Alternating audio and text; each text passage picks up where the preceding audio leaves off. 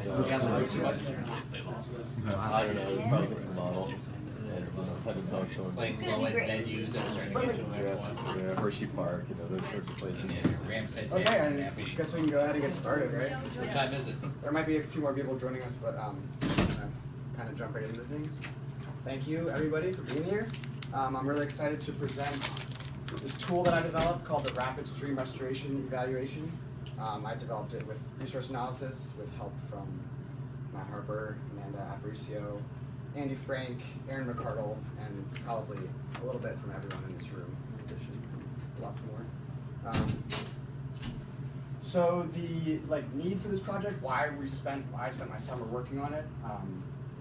The main thing is because Parks does so much restoration, and they spend millions of dollars. I don't have an exact number, but it is a lot of money, time and energy also. So there's just staff hours, equipment out there, planning, design, all of these things combining to go into restoration efforts. And a lot of companies also do mitigation on parkland. So a lot of other private firms come onto parkland to do projects. So it's there's a lot of kind of synergy going on there, and lots of resources going into restoration efforts. But despite the huge amount of resources expended on restoration, there's really little resources used for monitoring efforts. So basically, we will spend so much time engineering, designing, and building these projects, and then kind of once they're done, just like wipe your hands clean and kind of walk away and say, okay, this is good. And so we don't really know if these resources are being used efficiently. We don't have a way to score the success or determine if a project is good and if it's really been a good use of our resources here at Parks. So part of this, the purpose for this was kind of to try to determine the best approaches for performing restoration, and to try to just maximize our efficiency and our effectiveness in building these types of projects. And then the intent of this tool is to inform, in a pretty easily digestible manner, the relative success of stream restoration projects that occur within parkland. And then also, it is a little bit complex. I mean, it requires some background knowledge of stream restoration, stream ecology, engineering concepts that go into these projects. But it's designed to be able to communicate that information to someone that's not in resource analysis, or someone in PACP, or somebody who doesn't really know about stream restoration.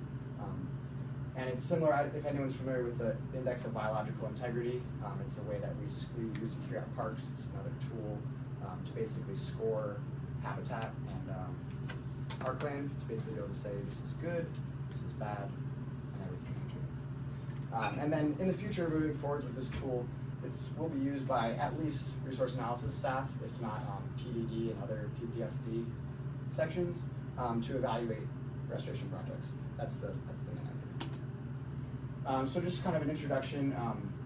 Stream restoration, it's not a hard science, it's like developing science. There's not, it's not like chemistry where there's specific things for everything. It's very nuanced in that every project is different, and there's not the right way to build a project. You kind of have to set your goals and objectives, and then approach your design and your execution of building a project based on that.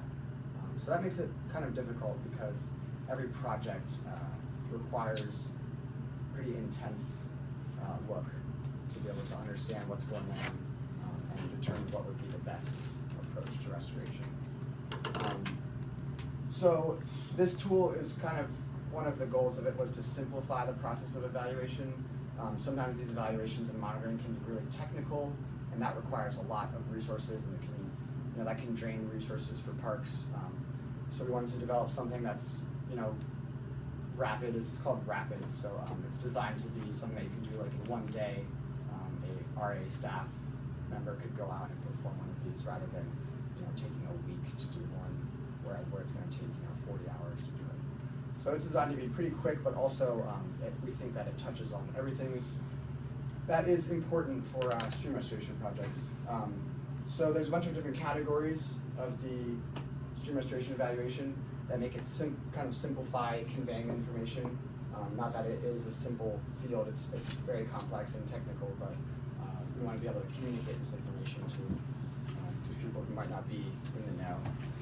And I used a lot of sources. I listed my main 4 that I drew information from here, but there was a lot of information out there, and yeah, so let's get into the actual tool itself a little bit. So these are, talking with Matt and Amanda and Andy Frank, kind of determined these 7 categories for stream function were a good way to capture what's going on in the stream system. And with these categories, we can kind of determine if they're doing well or not, and then kind of determine overall how the system is performing. So channel bed form is kind of what is like the bed, if you will, material that's the channel is made out of. So is it cobble, is it gravel, is it bedrock, is it sand? So there's, I'll get into a little more, I'll show you on the form. These are actually all on that form as well. It's the 7 categories from the evaluation form. In-stream habitat is pretty straightforward. How much habitat is there for critters to live, to find shelter and find food, and raise their young and things like that. So how good is the habitat at the site? Sediment transport deals with sediment particles moving through the system, and how well is the stream system pushing these particles through, and what's going on with that. So we look at the sediment transport. Stream bank condition kind of looks at erosion along the banks and how the channel is formed, and is it moving? Is there lateral migration, or is kind of looking at what's going on there. Vegetation, again, pretty straightforward. It's looking at the vegetative communities that are on the stream banks. Are they invasives? Are they really good native communities? Is it bare ground? What's going on with that? Floodplain function is kind of the connectivity between a stream and what's called its floodplain, which is this kind of flatter area outside of the stream channel that receives flow during storm events. So in a lot of these urban stream systems, the streams become cut down, and flows do not access that floodplain as often, so you lose a lot of that ecological value there. So we wanted to determine, is this floodplain functioning correctly? And then the last category is in-stream structures. So there's a few here. This is like a rock cross vein. There's a kind of an imbricated stone wall over here in this top right photo. So the structures that we actually went in and built, or a contractor went in and built, how are these structures performing? Are they functioning as we want them to, or are they being cut around? Have they washed away? Are they buried? So that's the main big 7 categories to try to determine is a project effective or not. And then the components of the evaluation. In addition to this form, that's a major component. There's also a photo log. We'll get more into that in a second. There's also, I built a GIS online collector, which enables you to go out in the field and drop points and lines. We'll talk more about that in a minute. And then at the end, there's a report. So you basically summarize everything that you've done, and it's kind of just an executive summary, short report to convey the information. So the first one I'll talk about is photo logs. So after talking with Matt, we determined that about every 100 feet, we want to walk along the center line of the stream and take a photo looking downstream and take a photo looking upstream. And that would help us to capture visual information along the reach of the project to kind of build a picture, technically. Can I ask you a question? How long a reach do you usually survey for this? Like one form is for this 500-foot stretch, and then a different form is a different 500-foot stretch, or is it, this is just one 100-foot stretch I'm evaluating? So you would use this for the entire project. So I'll get into a few projects that I evaluated. One was 500 feet, one was 1,500 feet. So we designed it that it could be any length of project. That is for the whole project in itself. And then the photo log is every 100 feet you take a new station with 2 photos upstream and downstream. And then those kind of are compiled together into a photo log to build a picture of current conditions on the stream. And then there's also a notes section. So like this is actually a screen grab from the ArcGIS data. So you can just kind of say what you're looking at in the notes section to kind of inform that as well. Structure evaluation. So a big component of stream restoration is building structures, which Andy Frank is pretty good at. There's a lot of different structures to be built. I think in our collector there's 13 structures, and then there's also another category for other less common structures that you might find. So this is an example from the GIS Online structure type condition. So are they functioning as we want them to?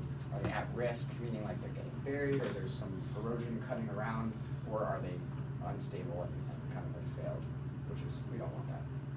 And then again, there's notes to kind of inform the current conditions. And then these are just a few examples of some structures, like a rock crossvein. There's like grade control structures that are designed to hold a certain elevation. There's crossveins, there's things that are designed to slow down flows, to dissipate the energy, to reduce erosion. That's a big part of this as well, is the structures, and evaluating those structures to determine if they are functioning properly. Transects, basically, in a sense, it's a cross-section to kind of track over time the stream channel dynamics, because streams are these dynamic systems. They're not static unless you have like a concrete channel. The stream is an always ever-changing thing, and so we wanted to basically be able to track how wide or narrow the stream is getting, and use that information to inform a well-functioning system, or whether it is not functioning properly. And we take two measurements. We take 3 transects. One we wanted to do, after talking with Matt and Amanda, we wanted to do one at a pool, so like a deeper, kind of slower moving water section of the stream. One across a riffle, which is kind of a quicker, shallower, more steep slope, and then a representative area of the site. So we would determine before we go out and do a one assessment, where can we find a good transect that would be representative of the site as a whole. And then with each of those transects, there is a wetted width, which is basically from the water's edge to the water's edge on the stream, and then what's called top of bank or bank full, which is kind of in a storm event, a 1.2-year return storm event, how wide that kind of channel is. And then, like I said, the lateral migration, the streams kind of move, so we wanted to be able to track that and determine if that was normal or if that's something that needs to be addressed. Again, there's a screen grab there. These are marked with rebar and paint. Hopefully, if someone else goes out there, they can find them. It might be difficult, but they're out there. And then something that we don't like necessarily, but needs to be addressed, is areas of concern. So things like erosion, undercut banks, incision, vandalism. I mean, just any kind of bad things, we wanted to be able to document and have a way to convey those. So there's a few examples here from actually a few evaluations that I did. And so we wanted to take photos of those and then kind of talk about them and be able to convey that information to a project manager or someone like that. And there's like severity, so like this is kind of minimal, but still it's an area of concern, so we wanted to be able to document that. And that's in the JS collector as well. The form, which everyone has in front of them, that I've talked about with all the different categories already. Like I said, it's designed to inform kind of a whole suite of stream or fluvial functions, if you will. There's also the notes section to kind of encourage getting down some more information that you can't capture with these categories. And then the score at the end, so each of these categories gets a score, and then you sum the scores. And at the end, you're able to say, one of these for you, I mean, this is really simplified at this point. You're really getting down to something you give to someone who has no idea what's going on, to be able to say what level of function is the stream at. So, and then I developed some language along with Matt Harper to kind of characterize these different categories. The report format, this is the kind of summary report. It's got a bunch of different pieces, basically brings together everything from the evaluation in a really easy to read format that's not going to take too long to digest. So it gives those areas of concern, form scores, gives you some background on the project, draw some conclusions, and then there's the appendices of the photo log, the forms, and areas of concern. And this is an example. Well, actually, that's an example of a photo log, just 4 photos. And this is an example of the final report format for Valley Mill Special Park, which you see is one of the projects that I evaluated. So the first project I evaluated was Muncaster Challenge House. Really interesting project. It's located in Rock Creek Regional Park, which actually is located in a biodiversity area. And for anyone not familiar, biodiversity area is some of our best parkland from like a natural resources perspective. So they just have lots of diversity, cool plants, cool animals, and just they're areas that we kind of want to protect, or definitely want to protect, and make sure that they're functioning properly and healthy. The goals of this project were to restore these degraded and eroded stream banks, which you can kind of see in this before picture. There's a bunch of erosion on this outer bank here, and then the after picture, they installed what's called a stone toe and some soil lifts on top to stabilize that bank and kind of restore it and keep it from washing out. And then also, we wanted to enhance the hydrology, soils, and plant communities throughout the reach of this project, and also remove a gravel parking area, which was in the stream buffer zone, and replace that with some constructed wetlands that are going to kind of improve the functioning of the system and bring in some more healthy plant and animal communities. And it's about a year old. It was built last summer. So it's a fairly new project. It's still kind of adjusting in some senses. It's about 600 feet long from top to bottom. There's 250 feet of these stone toes and soil lifts, which are designed to kind of stabilize banks, keep them from eroding. There's some rock cross veins, which are kind of grade holding structures and kind of energy dissipating structures. There's a pool after it where the water can slow down and not have so much energy to cause erosion. And there are root log revetments, so there's actually, it's like a tree trunk kind of keyed in, like stuck into the bank, and it's designed to provide habitat, dissipate energy, and be a beneficial structure. So this is a vicinity map for Muncaster Challenge House. The project area is this red area that's delineated. So you can see all this area is a biodiversity area, and actually right across is a SPA, Special Protected Area. So it's definitely somewhere that we want to make sure that we are getting the best function and healthiest kind of ecology that we can with our available resources. This area here that you see is not delineated. It was the gravel parking lot. So now that that's been restored to wetlands, if we continue monitoring this site and keep seeing improvements in the communities there, maybe we could change these lines up to Bill Hamilton and get that included in the biodiversity area. This is a screenshot from the collector for Muncaster Challenge.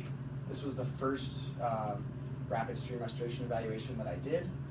So you've got a legend here with the different categories. Basically walk down the site, shoot photos. Anywhere there's a structure, want to drop a point, which is this red. Whoa. Okay. I realized that was sensitive. Okay, smarter. So any red dot is a structure. This one I was able to do pretty quickly because there weren't a lot of structures. You'll see the next project I did had a significant amount more to work with. And then these purple lines here are the transects. So one here was in a bend.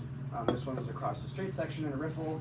And then the other one is difficult to see, but it was down here across a cross vein that we determined was like a good structure representative to take our third transect. So yeah, it's pretty interesting. There's one area of concern was there was some erosion along an inner bend, and we determined that that was something we wanted to keep an eye on. So there's just one, and it was minor. The severity was not, it wasn't really bad. So, but just to keep an eye on that, that is documented, and this is available online as well. I'll get to that in a little bit. So the overall score with this form was 20 out of 28, which scores it into the good category, meaning that the design goals, major design goals were met, and the stream is functioning well. There's not any major issues with any of the categories. So that's nice to see. That was pretty encouraging to be able to go out there and apply this to the first project. All structures were functioning properly. There was no failed structures or anything like that. But like I said, since it's just a year old, it's still kind of fluctuating and adjusting.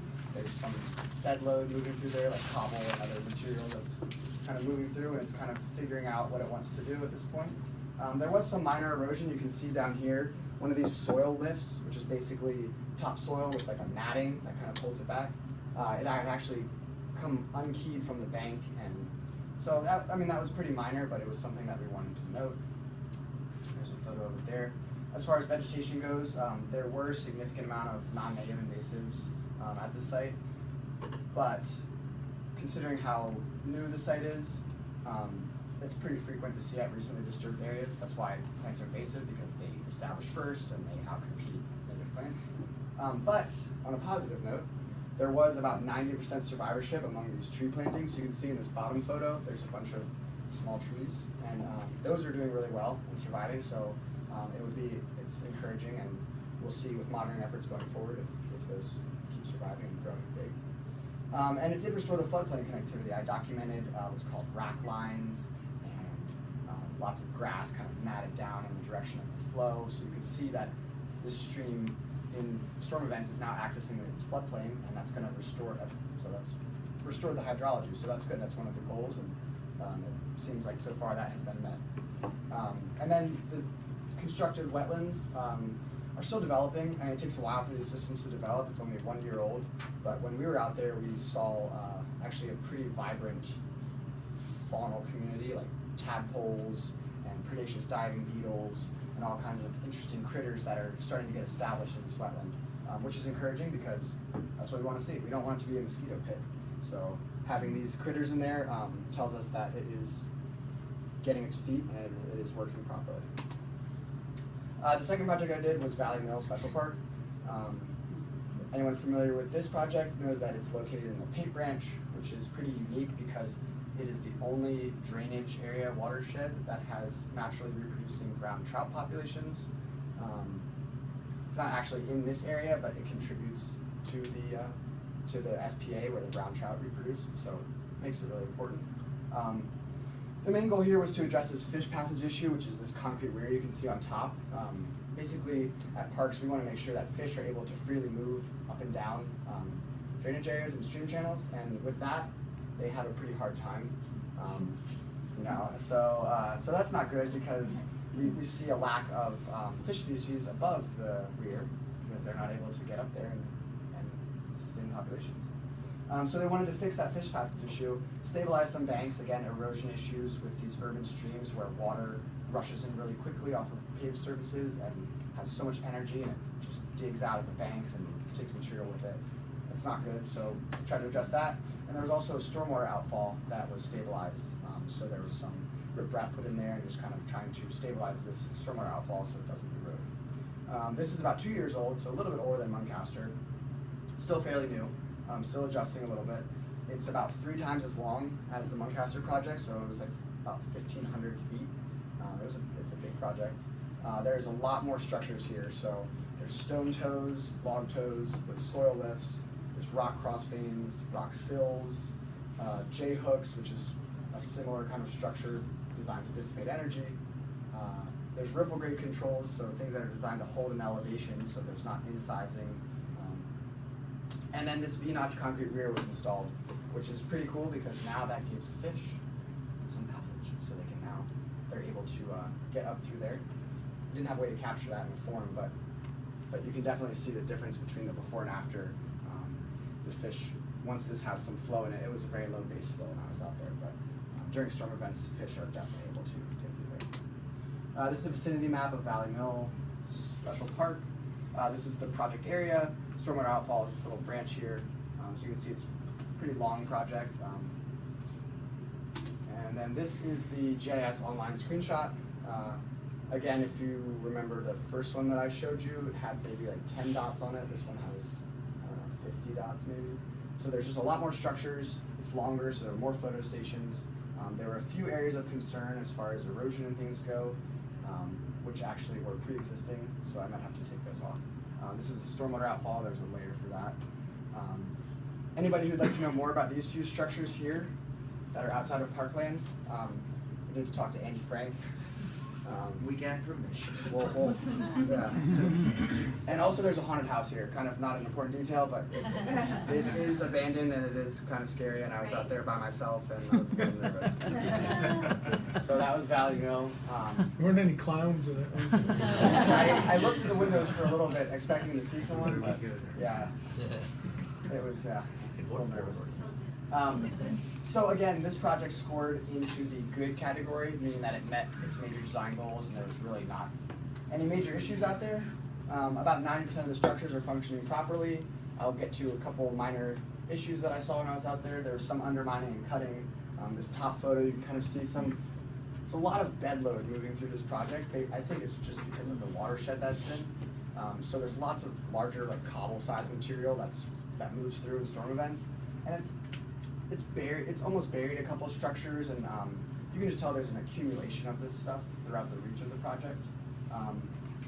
I have here some significant erosion, but actually after talking with Matt Harper, I realized that this erosion was pre-existing, and it was determined that a lot of this erosion, if they were to address it, they would impact more resources like trees and wetlands than they would actually fix.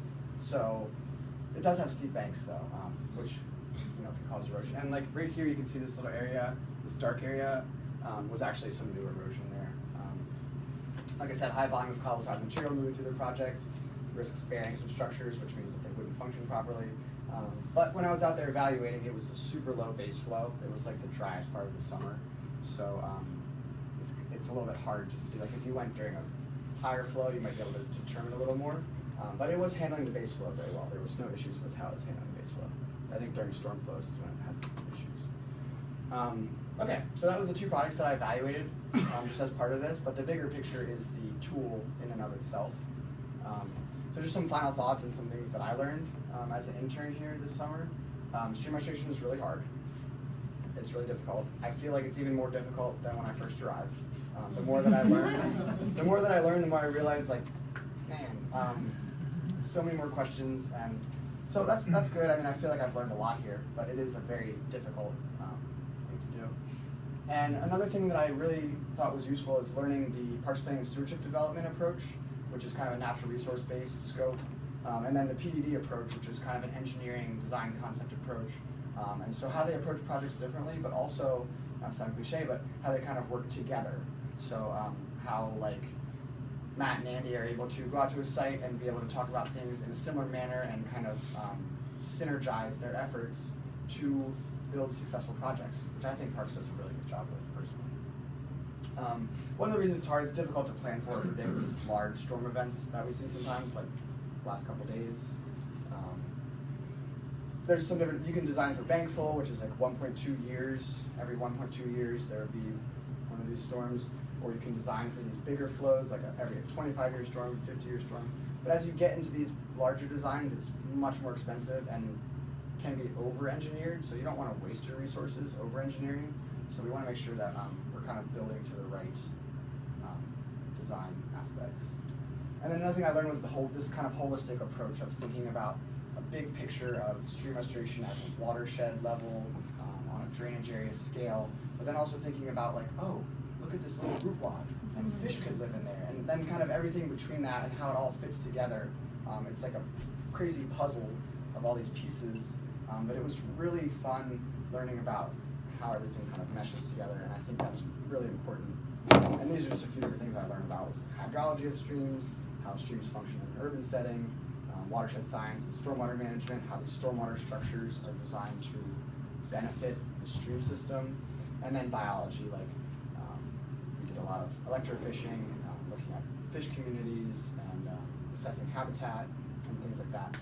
Super cool, by the way. If you guys get a chance to go out electrofishing, I would highly recommend it. And then also like the difference between what's called a snapshot view, like when you go out here and look at one day at the stream, and then monitoring over, say, 10 or 20-year period, how you can build a picture when you monitor for a long time versus how you can't tell as much just looking at it.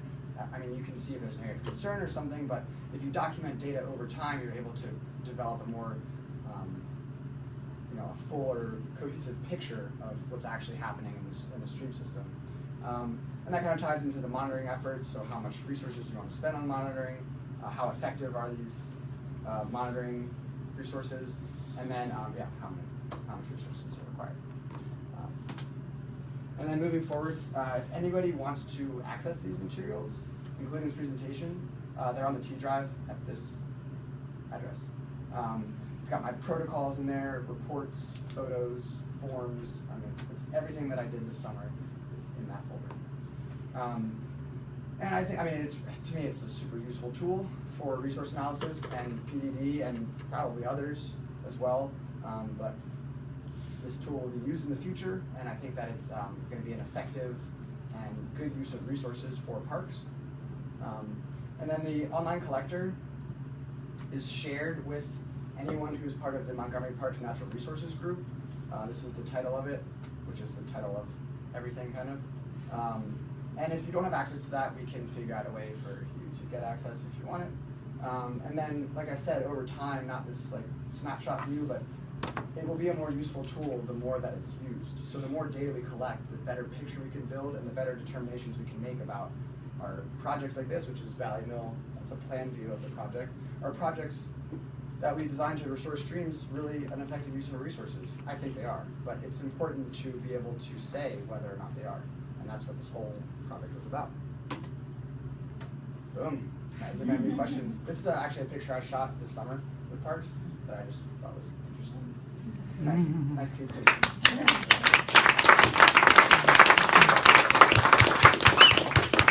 Very good, very good. So I'll take some questions.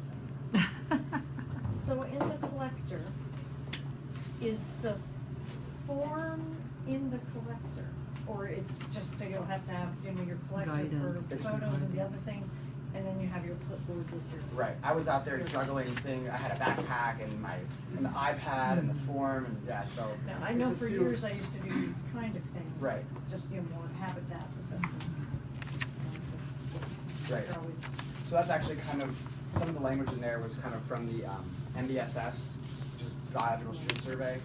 They have a similar form, and DEP uses a similar form, and we here at Parks kind of use a similar form. But it's for habitat assessment, so this was kind of a different approach, but similar idea behind the structure and framework of it. Is there a form similar to this that already existed that's for evaluating streams that might need restoration? Is there something similar to this, Oh, or like there's no pre-restoration. Yeah, because that's what I thought when I saw that. Oh, this is going to evaluate It's just sites a matter and of what you- prioritize which sites we should Right. restore. So most of my effort was spent looking at monitoring, so that would be post-restoration. So I didn't actually do much research on how do we determine what sites to restore. That wasn't really the focus of this project in particular. And there's a whole different process of how we evaluate sites. It comes from a variety of sources. It starts with the overall comprehensive countywide stream CSP. strategy. Yeah. But it goes into Matt and Jay and their group. They do a lot of evaluation in terms of the different water quality levels in different areas. There's a lot of, and that can lead to strategies. There are field assessments where we determine what's accessible to work on, what's not, where you're going to do more harm than good. Then there's triggering events. How do we couple this with another project that's going on if we need to go in there? The Valley Mill project, just again, you wouldn't know this, but there were also 2 sanitary sewers that were exposed that we were able to restore in that. So that there's all sorts of reasons why a project would go forward, and we have a whole lot of backlog. It's a matter of which ones to do first. Absolutely. Yeah, and I mean, from a biological standpoint, we do have this monitoring program that we're doing, and the habitat forms that we use are informative in many ways to sort of direct that.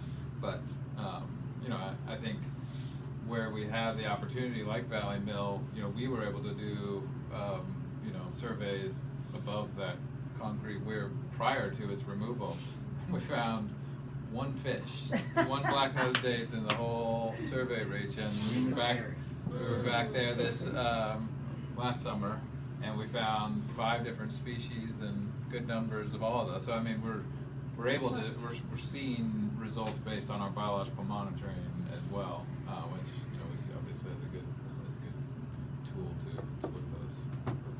Before and after. Yeah. But those, you know, the biological monitoring, it's tough for it to capture this built environment, you know, like this, the restoration component, it doesn't mesh up very well, whereas this, what Jack worked on this summer, I think really brings that together, the engineering side of things and the biological end of things. Andy? I have a comment and a question. Okay. Or two comments. Okay. Very much appreciate your presentation. Sure. And the work that you've been doing. I do have to tell you that these two projects you happen to pick, Matt was involved very closely to it, but I should not get credit for that. Erin McCardle managed both of those projects. Okay. And Bill Allen was our inspector. She's noted on And there. Jay, well, I just want to Okay. make sure these guys. Right, okay, gotcha. Everybody, you know, I get my name thrown around the mouth. I just want to make sure this is done. Okay. Make sure everybody. Gets It's it. not all good either. We try and get the good to outweigh the bad, don't we? But Jay Childs was construction manager, Bill Allen did the inspection. That is very key. The construction phase of this can be more important than the design phase of it, so that's why we are very involved during the construction phase.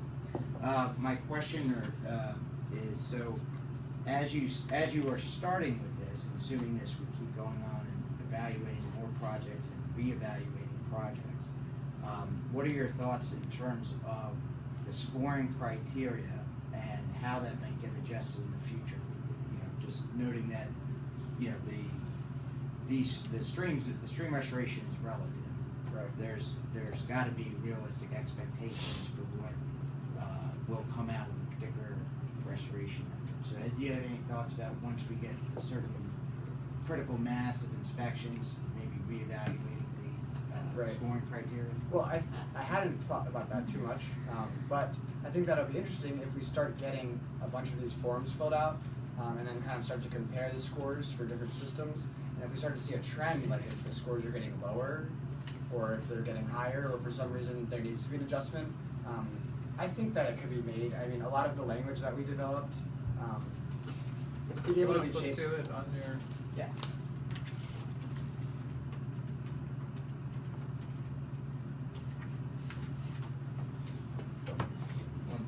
The other. Okay. So this criteria, I mean, the lowest score you could get was a 7. Everything has to get at least a 1. So 7 is like the worst score. And then we divided these up. These each get 4 points. So within 4 points, all of these would score in that category. The reason we gave poor 6 points is because Matt really holds. I will give him credit for this. He's more critical about our work than others. He holds parks to a higher standard, and he said that we should as well. So, so that's why it's easier to score in the poor category than it is to score in any other category, because we should be better than that, and we should aim to be, we should aim up here. And it was nice to have determined this language with really no bias. It was a completely objective thing, and then go out and look at these projects, and they both scored into this category, which the description is there, and I kind of reiterated that somewhat when I was speaking about it. But yeah, I think that like a stream is dynamic.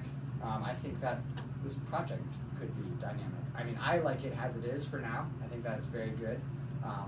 But that doesn't mean that in the future, if things change, or if we determine that, or if Parks determines that something needs to be changed, that it can't be. I don't think that it's a concrete thing necessarily. I'd like to see it used. Would be great. But yeah, I think that there is a possibility, like you said, as things change, and if we find that it needs some kind of adjustment. Unfortunately, this is my last day.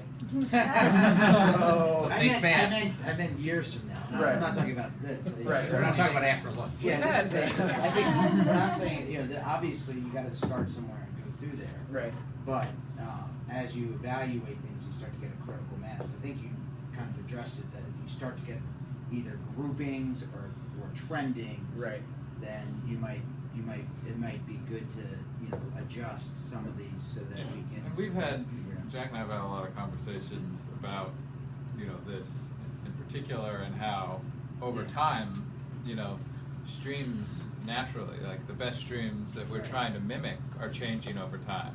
And that adjustment is part of stream function and a, you know, a quality stream. So we don't want to, you know, criticize a project that is functioning in an ecological way, but it's hard if still you're wanna have saying, an objective so we view need to of have an it. objective view. So like over time, these things are going to be adjusting and moving, and we don't want a stream restoration project to look the same after the day one after construction as it does 10 years down the road. We expect and want some of this adjustment and naturalization to occur.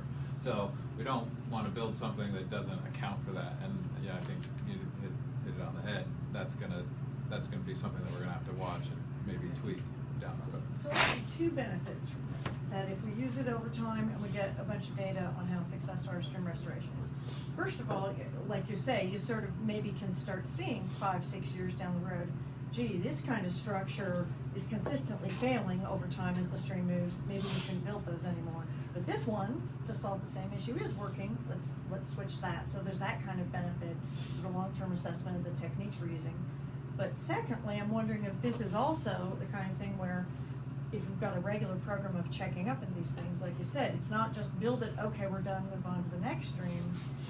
I mean, does this help give us information on identifying or prioritizing places where we need a little bit of money and staff time or a contractor to go out and fix things that need to be fixed?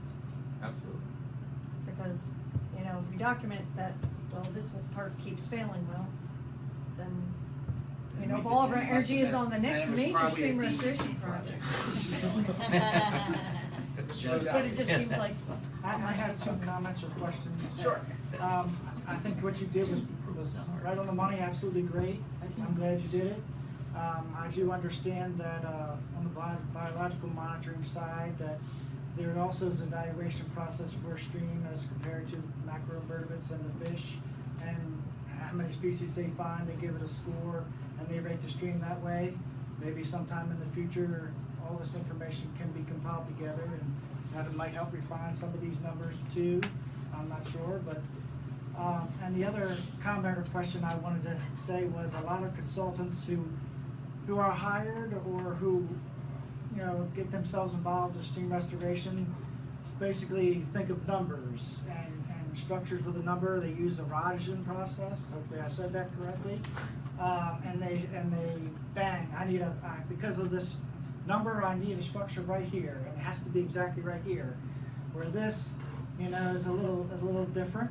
You know, this is something where we all use our professional knowledge and go out and say, you know, this is a perfect place for a structure. So it might be good to, I don't know, maybe try to share this information with our consultants. I'm not sure if that's the goal of this or not, but to change mindsets, that's a big thing, and it's hard to do. And if you can get a consultant to not focus on the numbers and focus on the big picture like we're trying to do here, I think that's a good thing. So so hopefully in the future that can happen. And I think with this, certainly anybody I think could do this. Well, not everybody, but maybe, you know, somebody who doesn't have someone who has some knowledge in it, not you know, an expert. So, and certainly our consultants could do it.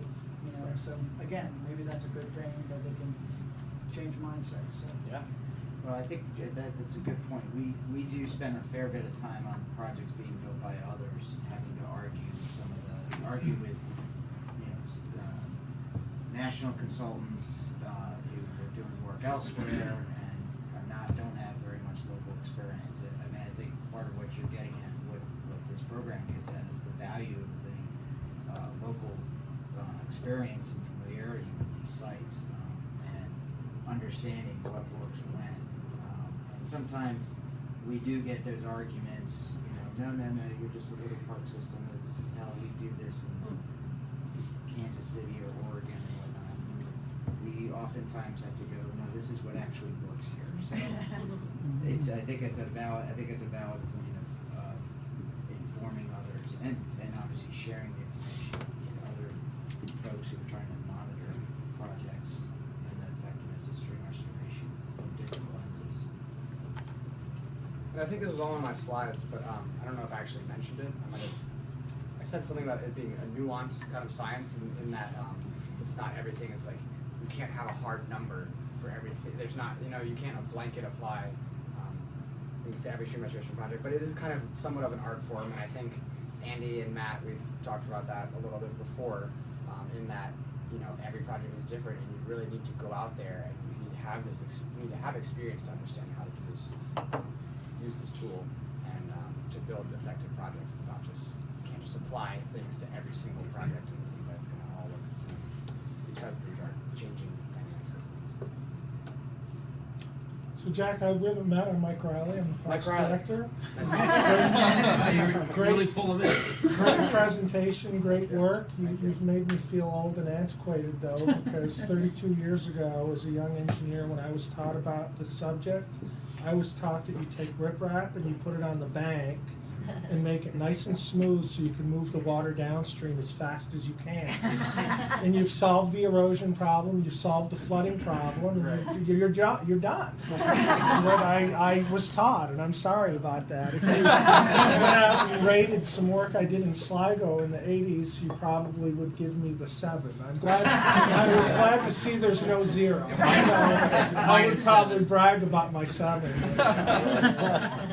But it is amazing to me how much this science has evolved and continues to evolve, and it's this tool I think is tremendous, because everything today is about evaluating results of what you do and then learning from it and tweaking and changing. So I'm very impressed, and I think this learning experience as far as whatever field you're going to go into is extremely valuable, and I just think, I'm always advising kids who ask me what to study at school, get into the green industry, because I think we're, ready to change the pattern of humans degrading the planet, hopefully, to humans improving the planet, and I think that's the way to the future, so nice work. Thank you. And just to let you know, I am going back into stream restoration after I leave Parks today. I start on Monday.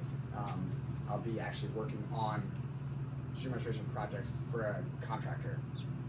So. Oh, for EQ, I saw that. EQR. Yes, sir. Yeah. Good. Yeah. Good. Yep. Well, you're all set. EQR. You're done with us. I'm done with my degree. Yeah. So I'm excited about that. Starting Monday morning, so just a couple of days, and I will be a big change for me. But I'm excited, and I think my time at Parks here was really invaluable as far as how much I learned and bringing that forwards and continuing. So thank you, and also nice to meet you.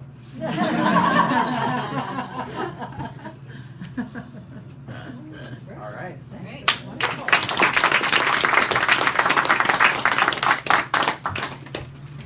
Cool.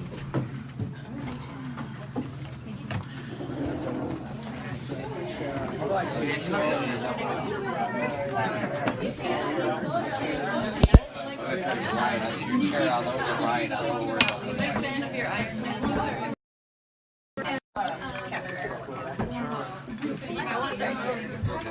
Yeah. This is like my second time ever actually.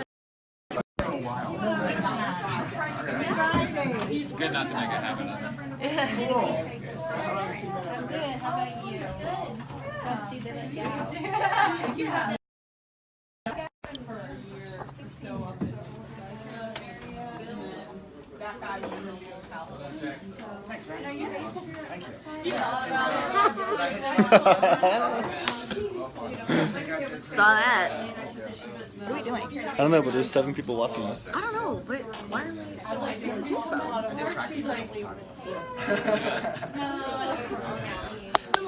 Just like taking around. Actually, I felt really good about it too. Oh, you're late. Yeah,